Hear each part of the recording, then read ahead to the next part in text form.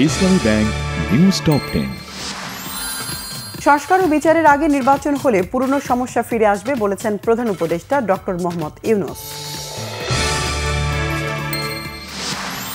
আজ 15ই আগস্ট 1975 সালের এই দিনে শেখ মুজিবুর রহমান সপরিবারে নিহত হন। বিএনপি চেয়ারপারসন বেগম খালেদা জিয়ার 81তম জন্মদিন আজ দলীয় কার্যালয় সহ দেশব্যাপী দোয়া মাহফিলের আয়োজন। নির্বাচন বানচালের ষড়যন্ত্র এখনো চলছে বললেন বিএনপির স্থায়ী কমিটির সদস্য গয়েশ্বর চন্দ্র রায়। রাজশাহীর খড়খড়ি বামন শেখর এলাকার একটি বাসা থেকে একই পরিবারের 4 জনের মরদেহ উদ্ধার।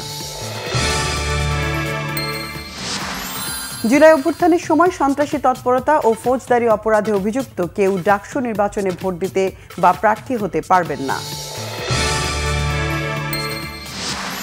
রাজধানীর মোহাম্মদপুরে শীর্ষ মাদক ব্যবসায়ী বুনিয়া সোহেলের আস্তানায় আইনশৃঙ্খলা রক্ষাকারী বাহিনীর যৌথ অভিযান।